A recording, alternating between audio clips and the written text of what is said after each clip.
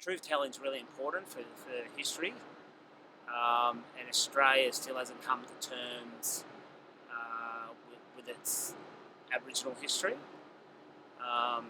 I see a future of reconciliation where the Aboriginal history of Australia is integrated with Australia's history. So my culture is everyone's culture. It's not just Aboriginal culture. It's actually holistically Australia's culture.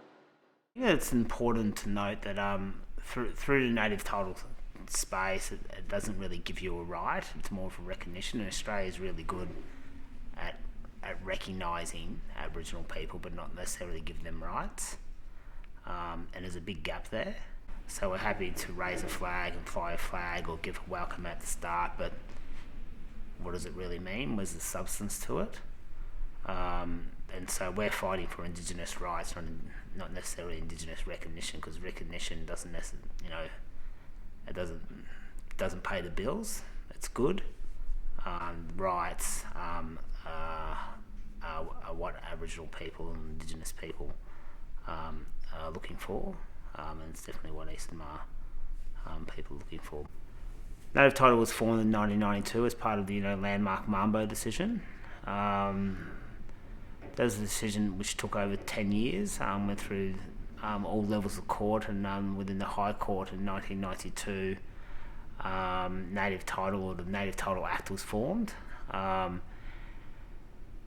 It was an act essentially which looked at the ruling of terra nullius, which was adopted back in colonisation days, where it was deemed that Aboriginal people had no laws, no systems, no governing structures to the land.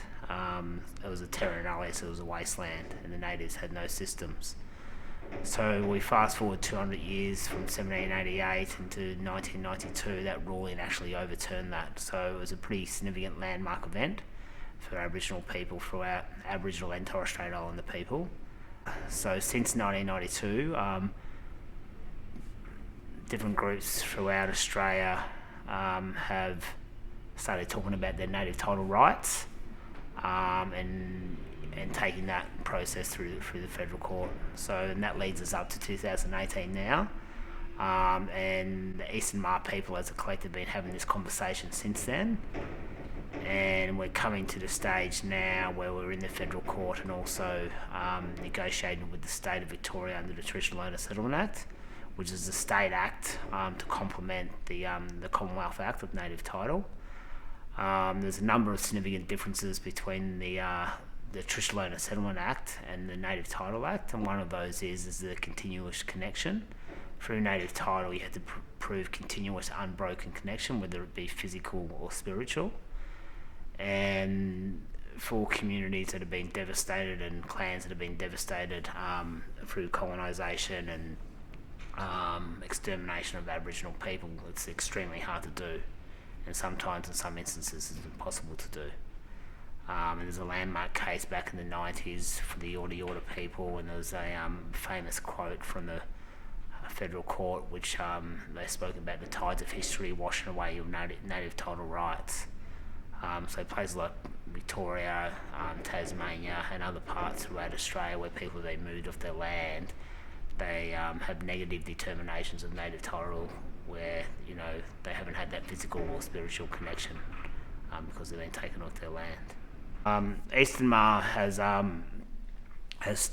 quite a strong governing structure through the native title process to prove that you are, to the Commonwealth, the right people for country, you are the traditional owners of a certain area.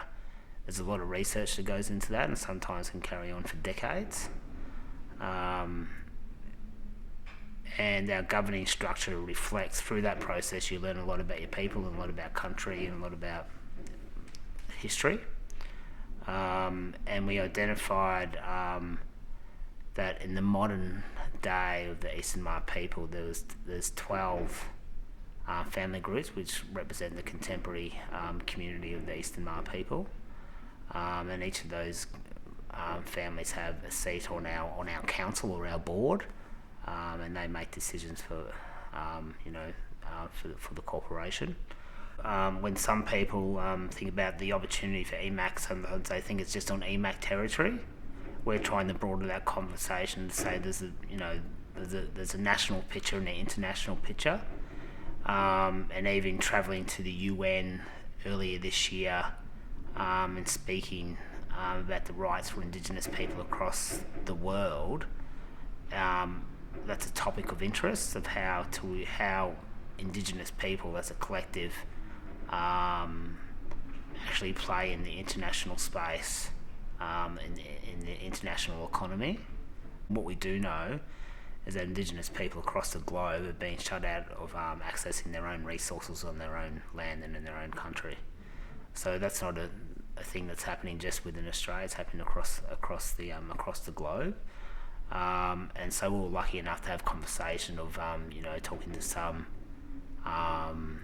First Nations communities of how they've actually tapped into their own resources and been able to utilise them themselves. So through treaties and deals they've done with their governments, they were able to exercise their native title or their self-determining right. I think local government is still in that kind of they're in a steep learning phase at the moment. We're building a relationship there, so they see us as the traditional owners, but it's also important for them to see us as some as commercial players within the territory as well. So we're contributing to the community as a whole and the economy within their local boundaries as well. So we're not just kind of trying to draw on the resource. We're actually contributing to the whole community.